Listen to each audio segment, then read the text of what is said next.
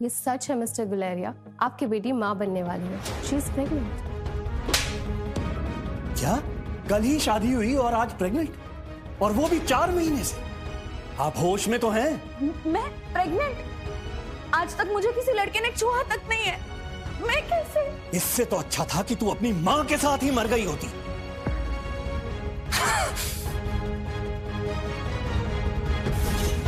इन 5 महीनों में अनिका ना तो कहीं बाहर गई थी और ना ही उससे कोई मिलने आया। फिर ये गौतम का गुस्सा अब हैरानी में बदल चुका था, साथ ही उसे एक डर भी सता रहा था। इतनी मुश्किल से मनाली के सबसे बड़े रईस डोगरा फैमिली में तुम्हारा रिश्ता जुड़ा था। अब तुम्हारे पति कुणाल को तुम्हारे इस नाजायज बच्चे के बारे में पता चलेगा तो पता नहीं वो क्या करेगा। कुणाल डोगरा शादी की रस्में पूरी करते ही 1 साल के लिए दिल्ली चला गया था। गौतम ये सोचकर परेशान था।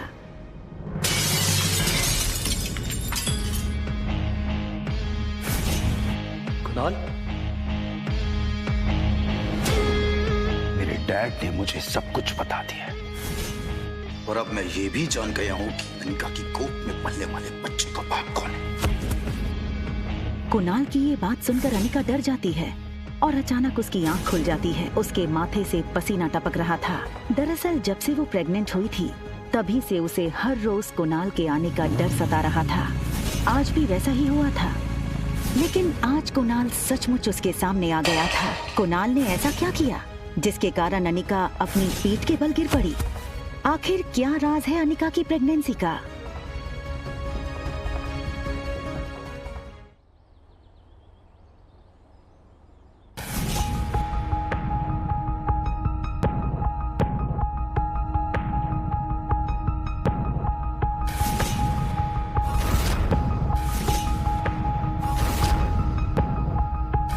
अनिका, अनिका, अनिका, अनिका, तुम सुन रही हो ना मेरी बात?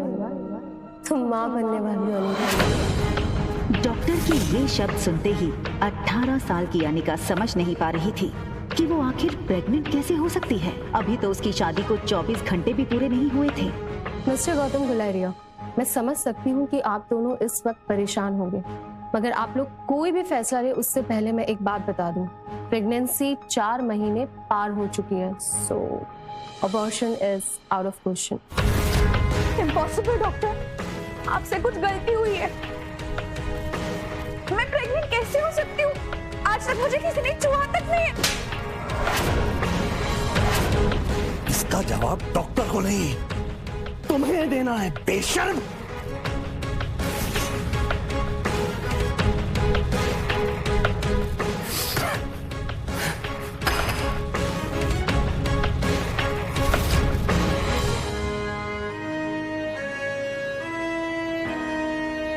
अक्सर कार की बैक सीट पर बैठने वाले गौतम आज अनिका को पीछे बैठाकर खुद ड्राइवर के साथ वाली सीट पर बैठ गए थे, मानो ऐसा करके वो अनिका को अपनी नाराजगी जता रही हों। अनिका जानती थी कि एक बेटी होने के नाते आज उसने अपने पिता को दुनिया का सबसे बड़ा दुख दिया था, एक बिन ब्याही माँ बनकर। इतना दुख उन्हें अनिका की माँ के गुजरने पर भी नहीं हुआ होगा। अनिका को ऐसा लग रहा था मानो आज मनाली का हर इंसान उसे सवालिया नजरों से बस एक ही सवाल पूछ रहा हो कि कौन है इस बच्चे का बाप। लेकिन इसका जवाब तो अनिका के पास भी नहीं था।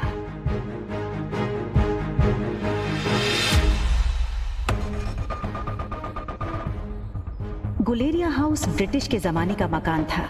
कहा जाता था यहाँ इंग्लैंड के अधिकारी वेकेशन मनाने आते थे, लेकिन अच्छे से मेंटेन न करने की वजह से पिछले कुछ सालों से थोड़ा बंजर सा लगने लगा था।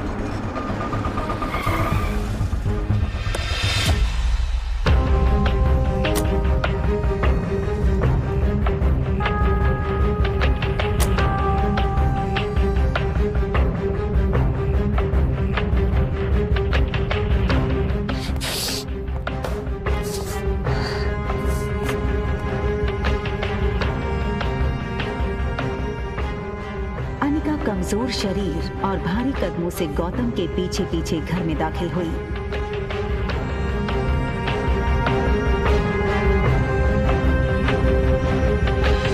बिन मां की पली बड़ी अनिका को आज सबसे ज्यादा जरूरत थी तो उसके पापा के इमोशनल सपोर्ट की।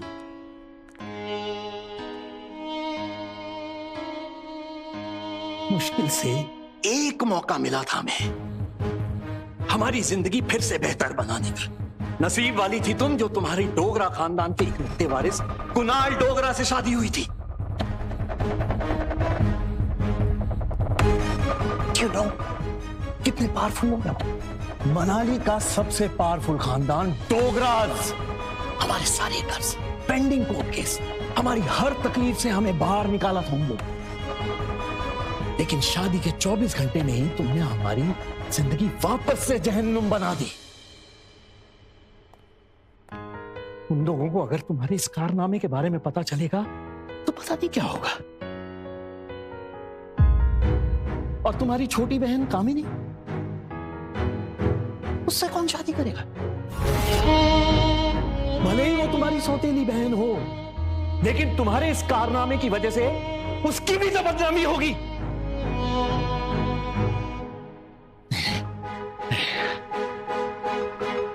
तब तक ये मामला खत्म नहीं हो जाता, मैं कामिनी को और तुम्हारी मां मनीषा उसके भाई के घर भेज दूंगा। लेकिन आज नहीं तो कल सबको पता चल ही जाएगा। आज तुम भी अपनी मां के साथ ही। अनिका वो सुन चुकी थी जो गौतम कहते कहते रुक गया था।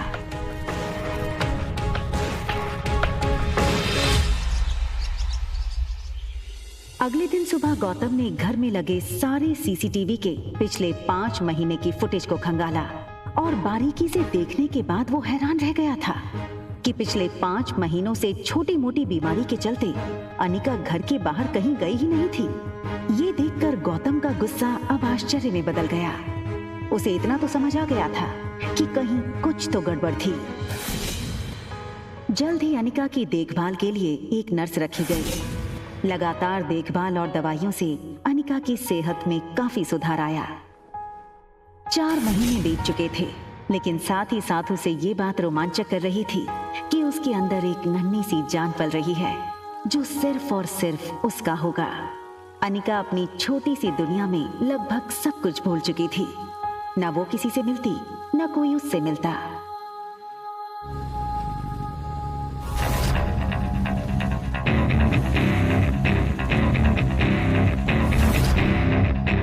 अनिका ने जैसे ही लड़की को देखा, उसकी धड़कन मानो डर और टेंशन से तेज हो गई।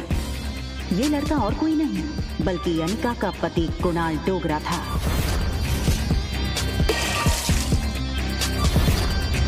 कुणाल की शादी अनिका से भले ही उसकी मर्जी के खिलाफ करवाई गई थी, लेकिन अपनी बीवी की कोख में किसी और का बच्चा देखना कोई भी मर्द बर्दाश्त नहीं कर पाए। कुणाल शादी के मंडप से सीधे दिल्ली अपने कॉलेज की पढ़ाई करने चला गया था और वहीं पहुंचकर शादी के दूसरे दिन उसे अनिका की प्रेगनेंसी की खबर मिली थी।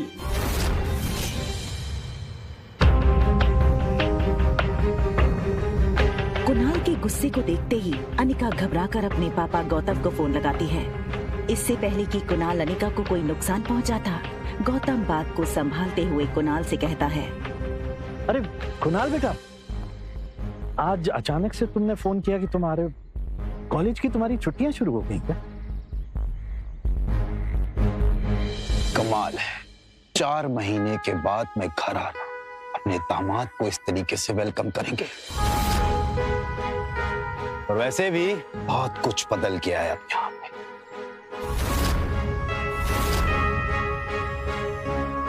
आओ बेटा, अंदर चलकर बात करते हैं। देखो कुणाल, अगर तुम इस शादी को तोड़ना चाहते हो तो मैं समझ सकता हूं। तुम समझ सकते हो, लेकिन ये बात मेरे बुढ़े दादाजी नहीं समझ सकते। जबरदस्ती इस मोटी से मेरी शादी करा दी और अब वो चाहते हैं कि इसके इस पाप को मैं अपना नाम दे दूं।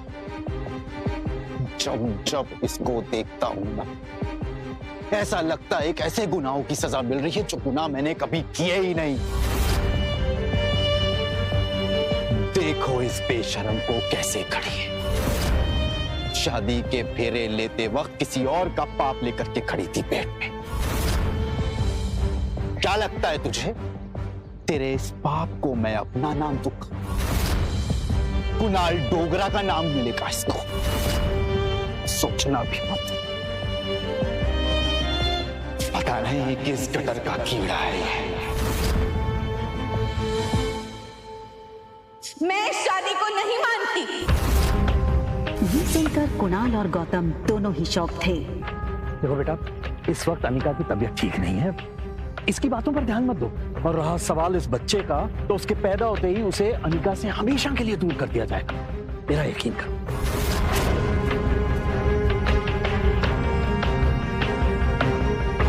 ठीक उसी पल अचानक से अनिका के पेट में जोरों से दर्द शुरू हो गया। दर्द के मारे एक झटके में अपनी पीठ के बल गिरी। अनिका, मम्मा मम्मा मम्मा, प्लेन लैंड होने वाला है। देखते ही देखते आज 6 साल बीत चुके थे और सामने थी उसकी 6 साल की बेटी रिया। रिया का मासूम चेहरा और उसकी खूबसूरत कत्थई आंखें देखकर अनिका की जान में जान आई। मम्मा, क्या हम पापा को ढूंढने जा रहे हैं मनाली? मैंने कितनी बार कहा है तुमसे, तुम्हारे पापा नहीं हैं। कम ऑन मम्मा, हमारे तो टीचर सिखाते हैं कि सब बच्चों के मॉम एंड डैड होते हैं। तो क्या मैं गेमिंग वर्ल्ड से आई हूँ, या फिर मैं किसी जादू करके हेड से बाहर निकली हूँ? आबरा का डाबरा, रिया बाहर आ जा। तो मनाली में मेरा भाई मिलेगा क्या? रिया का ये सवाल सुनकर अनिका गहरी सोच में डूब गई थी। उसे याद आ गया कि कैसे 6 साल पहले उसने मनाली के हॉस्पिटल में जुड़वा बच्चों को जन्म दिया था। अनिका के पापा गौतम की कद काठी के एक आदमी ने उससे उसके दोनों बच्चों को छीनने की कोशिश की थी। कमजोर अनिका ने बड़ी हिम्मत से उस आदमी को रोकने की कोशिश की और उसका सामना कर रिया को तो बचा लिया, मगर अफसोस कि वो अपने बेटे को नहीं बचा पाई और वो आदमी अंधेरे में उसके बेटे को लेकर भाग गया था। और इसी वजह से अनिका की मौसी उसे बचाकर बेंगलुरु ले आई थी, जहां अनिका का इलाज भी हुआ था।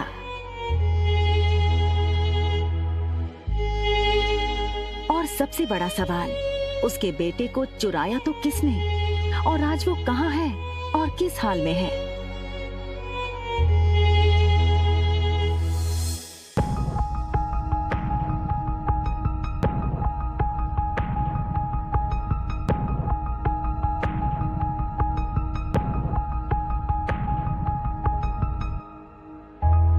मौसी की देखरेख में धीरे धीरे अनिका का स्वास्थ्य सुधरने लगा था और वो फिर से मुस्कुराने लगी।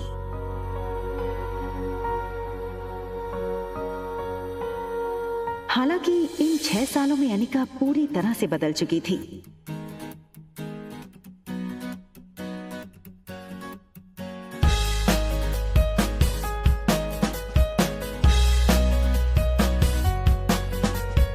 हार्मोनल इम्बैलेंस की वजह से फूला हुआ उसका शरीर अब एकदम ही से नॉर्मल हो चुका था।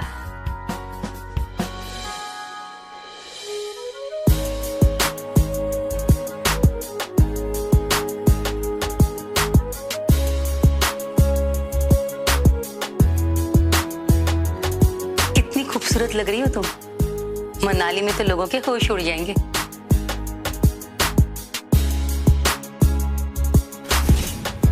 फ्लाइट अटेंडेंट हो या फ्लाइट के अन्य यात्री, सब लोग आते जाते अनिका पे एक नजर जरूर डालते, और डालते भी क्यों नहीं। शिफॉन की साड़ी में अनिका किसी भी फिल्मी एक्ट्रेस से कम नहीं लग रही थी। Excuse me, ma'am. Is there anything I can bring for you?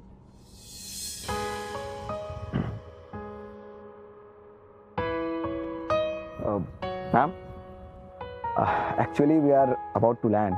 If you want, I can get your luggage earlier from the other passengers.